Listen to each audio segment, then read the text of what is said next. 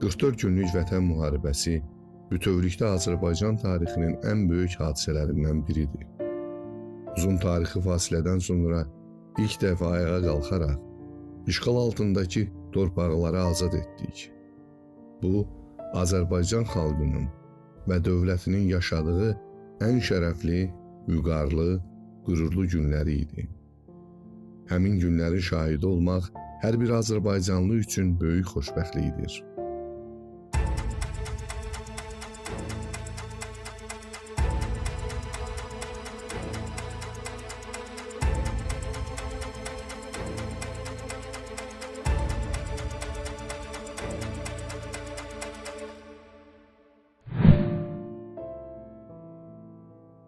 Həmin hadisələrin şahidləri ilə yanaşı şəhidləri də var. Tarixi yenidən yazan, bizə zəfər sevincini yaşadan, xalqının və dövlətinin məğlubdan qalibə çevirən igidlər, yeni əsrin cəngavərləri. Onlar bu zəfər üçün tərəddüd etmədən ən dəyərli və şirin canlarını əsirgəmədilər. Belə cəsur igidlərdən biri də Aysenan Əsgəroğlu Abbasovdur.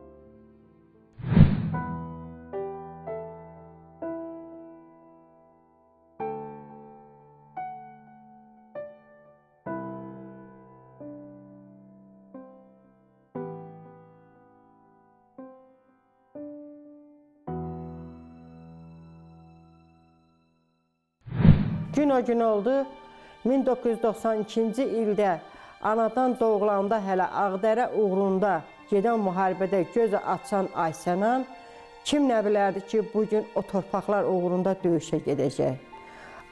O, körpəlikdən gözünü atəş altında atmışdı. O, gözünü müharibənin içində açmışdı Aysenan. Bizim torpaqlarımız düşmən əsarəti altında idi. Həmin dövrdə uşaqların əksəriyyəti vətənpərvər ruhda böyüyürdülər. Yəni onlar o ruhda böyüyürdülər ki, torpaqlarımızı azad edəcəyik, düşmənlərimizi torpaqlarımızdan qovacağıq, biz azad dövlətin nümayəndəsi olacağıq. O ruhla da böyüdülər. Və onlar torpaqlarımızın azadlığı uğrunda gözlərini qırpmadan döyüşlərə atırdılar. Onlardan biri də mənim yetirməm, mənim şagirdim, fəxr elədiyim Aysenanımız oldu. Aysenan Əsgəroğlu Abbasov 29 iyun 1992-ci ildə Tərtər rayonunun Sevdimli kəndində sadə kənd ailəsində anadan olmuşdu. 2 evlad anasıyam. Gözümün ilk evladı Aysenan olubdur. Aysenan hələ dünyaya gəlməmiş, yuxumda onu Aysenan adı qoymağa mənə dedilər. Ona görə də Aysenan adı fərqlidir. Sənan yox, Aysenan qoyuldu adı. İlk orta təhsilini kənd orta məktəbində almışdı. Məktəb oxuyub, gücüm çatmıyor ki, ona təzə giyindirəm, yola salam. Onun həmişə əynində köhnə paltarı olub. Onun ayağına mən klyokanı giydirmişəm ki, ayaqqabısının altı yoxdur, ayaqları suyun içində gəlməsin. Aysenan elə bir evin uşağı olubdur. Mən ilk dəfə müəlliməlik fəaliyyətinə başlayarkən ilk apardığım sinif Aysenangilin sinifi olubdu. Yəni onları mən ilk qaranquşlarım adlandırırdım. Amma bilməzdim ki, Aysenan cənnət quşu olacaq. 27 dekabr 2014-cü ildə həqiqi hərbi xidmətə çağırılmış, xidməti başa vurduqdan sonra müddətdən artıq hərbi xidmət qulluqçusu olaraq xidmətini davam etdirmişdi. Uşaqlıq arzusu idi hərbiçi olmaq. Aysenanın atası da, mən də Aysenan sarla həmişə başı uca gəzmişik. Uşaqlığından tanıdım indiyənə kimi. Deyirdim Aysenan, mən xoşlayıram hərbini, hərbi geyimi. Mənim o geyimə, o insanlara xüsusi hörmətim var. Çünki hərbi olmaq hər insan onu daşıya bilməz. Yayın günü isti sapağın içində ayaqları, geyimləri, yeməkləri, onlar daimi əziyyət çəkən bir insanlardır. Ən çox sevirdi nəyi Aysenan? Hərbi paltar geyinməyi. Həqiqətən sevə-sevə geyinirdi, hərbi formalarda çıxış edirdi tədbirlərdə. O xüsusiyyəti ilə seçilirdi. Azərbaycan ordusunun əsgəri olan Aysenan Əsgəroğlu Abbasov 2020-ci il sentyabrın 27-sində Azərbaycan Silahlı Qüvvələri tərəfindən Ermənistanın işğalı altında olan əraziləri azad edilməsi və Azərbaycan ərazi bütövlüyünün bərpa olunması üçün başlanan Vətən müharibəsində iştirak etmişdi. 30 sentyabr 2020-ci ildə Suqovuşan döyüşləri zamanı döyüş tapşırığını yerinə yetirərkən qəhrəmancasına həlak olmuşdu. 12 dekabr 2020-ci ildə şəhidimizi doğma kənd qəbrəstanlığında dəfn olunmuşdu.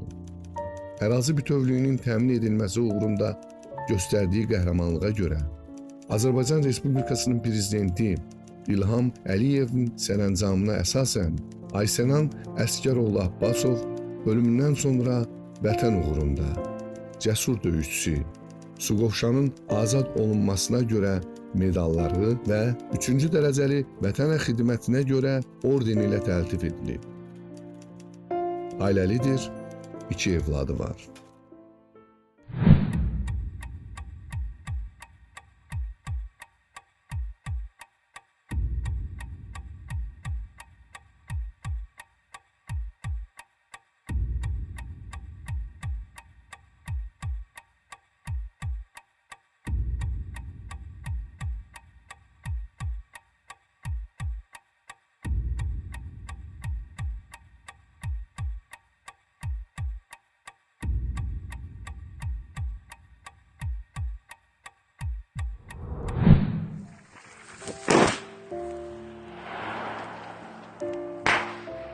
Azərbaycan ərazilərinin işğaldan azad olunmasına, döyüş tapşırıqlarını uğurla yerinə yetirdiyinə, düşmənin əsas qruplaşmalarının məhv edilməsi ilə qoşunların döyüş qabiliyyətini qorunub saxlanılması Aysenənin cəsur və igid əsgər olduğundan xəbər verir.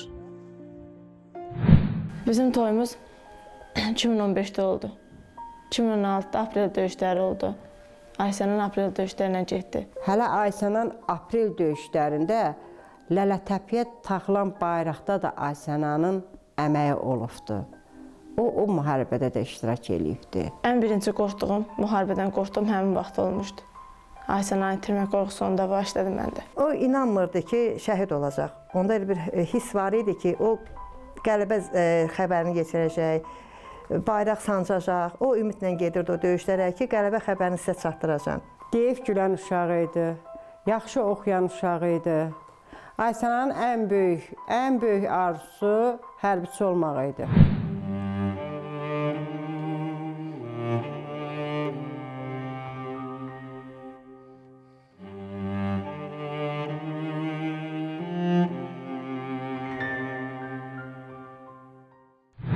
Gecə saat 2'ye işləmişdi, atama zəng gəldi. Gördüm Aysenan'dı. Açdım telefonu, dedi ay Dodu, nə varsan? Dedim heç nə. Dedi Dodu, bir dənə çölə çıx. Dedim Aysenan, nə olub? Dedi toz döyüşlərin vaxtıdır.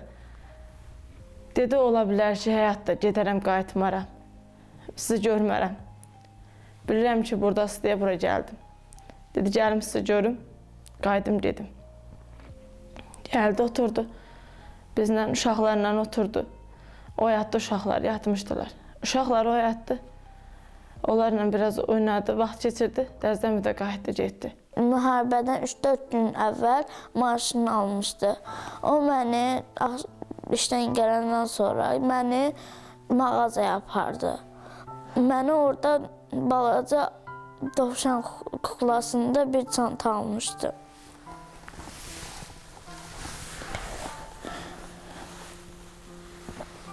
Mənim dedəmlə tək yardımcılarımdı. Sonuncu görüşümüz belə xatırlayıram ki, Aysenan gəldi, görüşdü. Yəni, vidalaşmaq demək olmazdı, sağollaşdı. Dedim əlimə, ümid edirəm ki, görüşərik. Günün bir günü darvazamın ağzına çıxdım. Yoldaşımla təkcə idik, oturmuşduq darvazanın ağzında. Yoldaşımla da əsgər idi. Dedim əsgər, dedi ha. Dedim orta məktəbdə bir qəşəng ədəbiyyatdan şeirimiz var idi. Dedi hansı şeir? Dedim Ana və Paştalyon. Dedi mənim də yadımdadır. Orada mən o əsgərə bir kuplet şeir derdim. 4 ay vardır ki ananın gözləri yol çəkirdi. Başqa bir dərdi yox idi, oğul dərdi idi dərdi.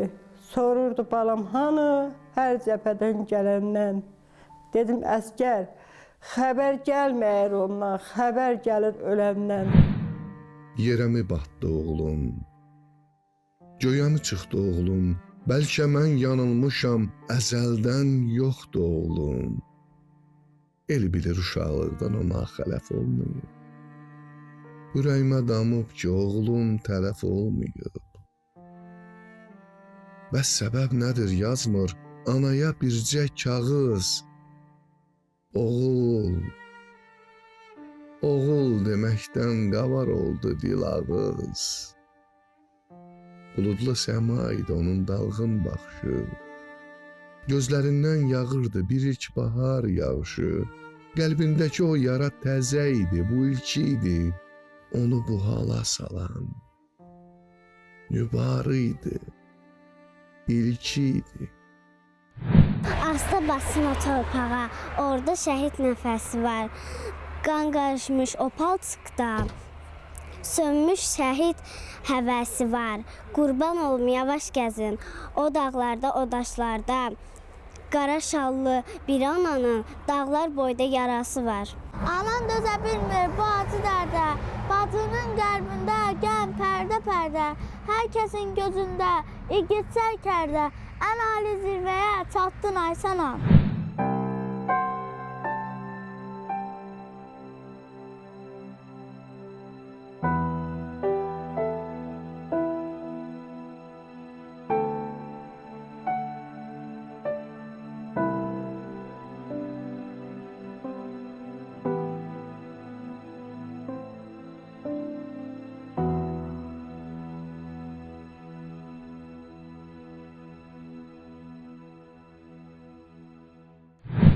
Müharibə başladı.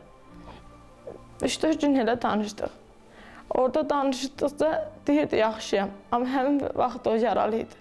Yaralı olsa da bizə bildirmirdi. Həmin bizlə danışan vaxtı o bir dəfə ayağından yaralandığına görə hospitala girib qayıtmışdı. Təzədən bir də müharibəyə qayıtmışdı. Ondan sonra Aysandan xəbər çıxmadı. Mərkəzi xəstəxanada tibb bacısı işləyirəm. 44 günlük müharibənin şahidiyəm. Ora gəlirdilər cavanlar, yaralılar. Həqiqətən də deyirdin yaralısan, belədir, qal biraz malcal. Onlar bir daha geri dönmək, qayıtmaq istəyirdi. O qədər vətənpərvərlik var idi, o uşaqlarda vətənpərvərlik hissi var idi ki.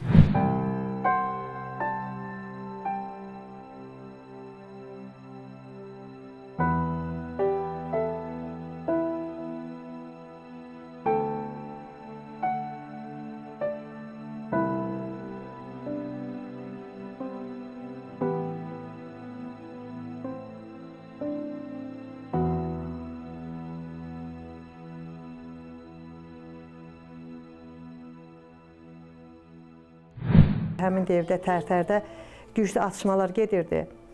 Raket ateşlərinə tuturdular Tərtəri, güclü ateşlər gedirdi, atırdılar, raketlər atırdılar. Həmin devirdə sinif yoldaşım biri mənə zəng elədi. Dedi ki, müəllimə, Aysanana xəbər bilirsiniz? Dedim, yox, Aysanana zəng edirəm, zəng çatmır. Dedi ki, bəs Aysanana bizə xəbər bilmirik. Xəbər bilsəz bizə də verin. Mən anasına əlaqə saxladım. O da dedi ki, Aysandan xəbər bilə bilmirik.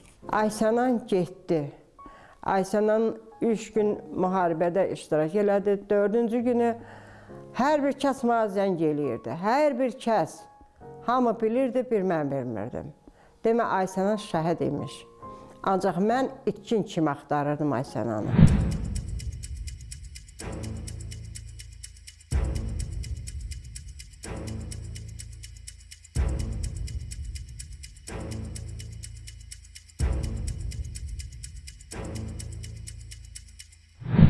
Ondan bir gün sonra idi.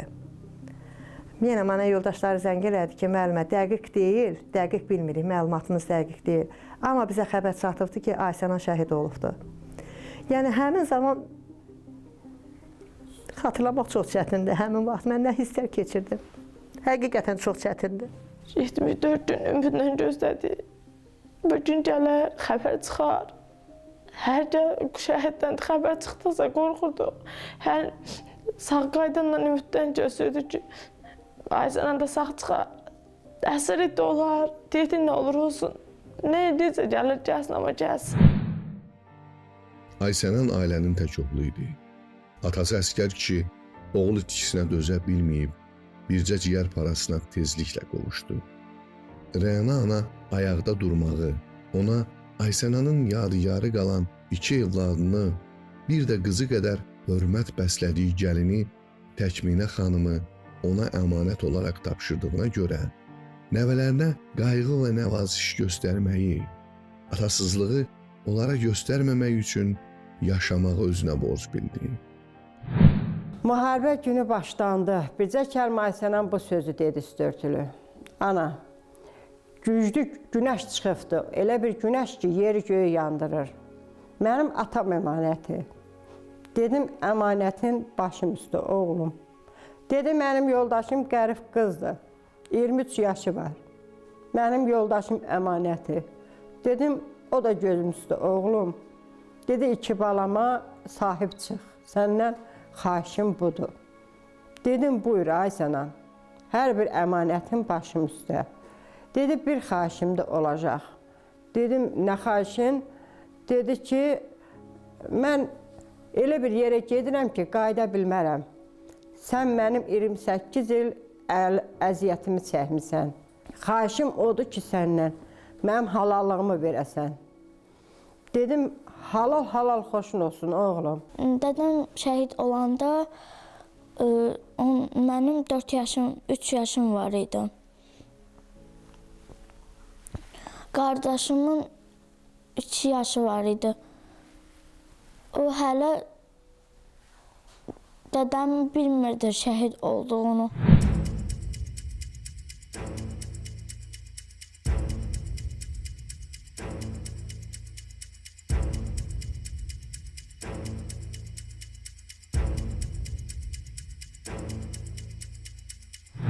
Dekabrın 12-si günü tezdən zəng gəldi. Ayşənan şəhiddir, oğlum qəhrəmandır, gəlir dedilər. Ancaq mən elə düşündüm ki, mənim oğlum itkin idi, əsirlikdən gəlir, sağ gəlir. Amma demə, oğlum getdiyi kimi gəlmir. Bu dəfə oğlum çiyində gəlir, bu dəfə oğlum bayraqda gəlir. Güləri üzlə gedən Ayşənanın üzü örtülü bayraqda gəldi. Ayşənan dekabrın 12-si axırıncı dəfə elinə, obasına, doğulduğu bu evinə qayıtdı. Amma çox heyif ki, Ayşənan bu dəfə ömrü çıxdı qapımızdan.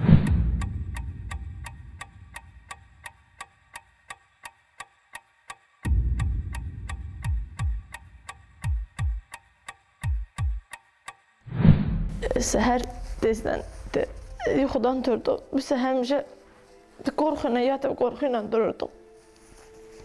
Səhər açıldı, bimə zəng gəldi. Bimə zəng gələndə qaçdım telefonu, bibim çöldəydi. Qaçdım bibimin üstünə, telefonu, bibim zəng gəldi. Amma hər adı gəlməyən nömrədən qorxurduq. Həmişə ki, nəsə olar. Çünki ümidlə də yaşayırdıq. Gördüm onda bibim çığırdı qapıda. Dedi, Ayşənan gəlir.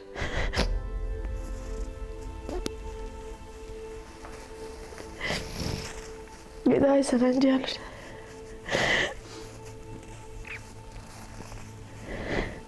Ondan da qutardı. Gözümüz yoldan çəkildi. Ümidimiz qırıldı. Nəinki Ayşənin həmin uşaqlar, yəni deyirdim, ilk qalan quşlarımdır. Onlar mənə şagird kimi yox, bir bala kimi, doğma balam kimi əziz idi hər birisi. Həqiqətən elə bildim ki, öz doğma balamı itirdim mən. Çox çətin gəldi. Çox çətin gəldi.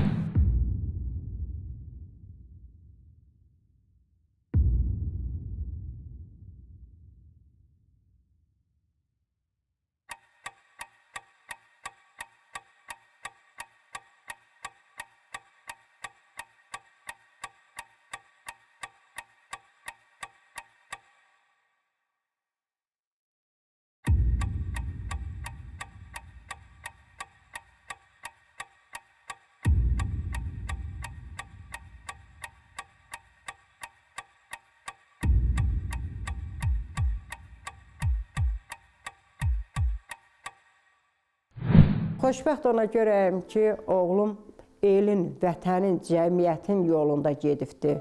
Və bugün mənim oğlum dövlətin bayrağı ilə əvəz olunubdur. Mən ona görə bugün oğlumla da fəxr eləyirəm. Aysən ansız yarım qalsa da biz şəhid ailəsi olaraq biz hörmət görürük, qürur duyuruq.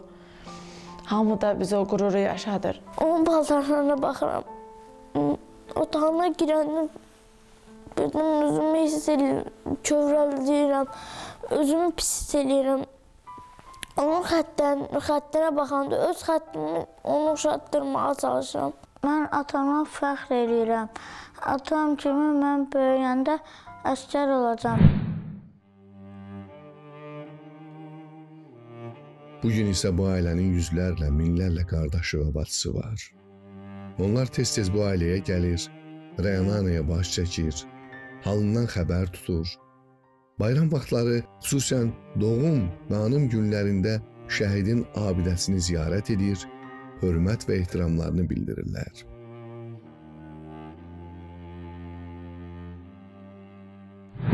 Bu günləri biz şəhidlərə borcluyuq. Açıq səma altında gəzməyimiz. Bax, bugünkü gündə belə yaşam səbəbimiz, körpələrin yaşam səbəbi şəhidlərə borcluyuq. Onların analarına borcluyuq. Mən Ayşənanı döyüş meydanında görməmişəm. Qəhrəman mı olubdu, irəli gedən mi olubdu, onun döyüş yoldaşı bilir, onu cəhbə bilir, onun müharibəsi bilir. Amma bir evlad kimi onun çəkdiyi əziyyətləri mən görmüşəm. Ayşənan, sən ölməmisən, yaşayırsan və hər zaman da yaşayacaqsan. Nə qədər ki biz varıq, şəhidlər unudulmayacaq. Biz bütün şəhidlərin qarşısına baş əyirik.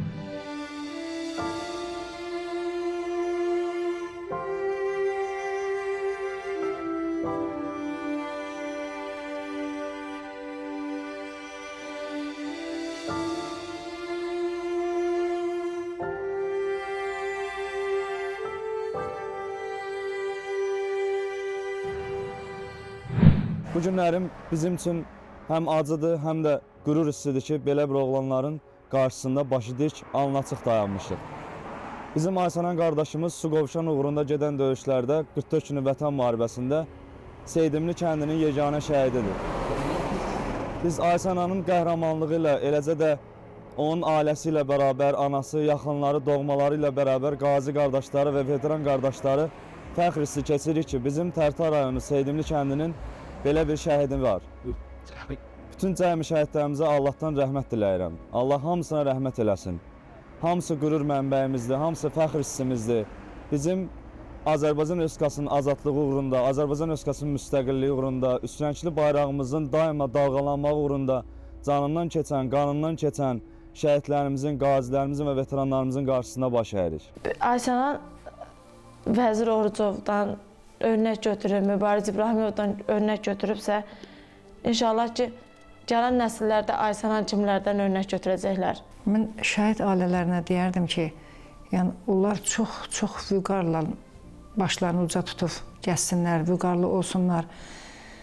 Onlar, necə deyim, fəxr eləsinlər ki, onların belə tarix yazan oğlanları var. Mən şəhid analarıma bunu deyərdim.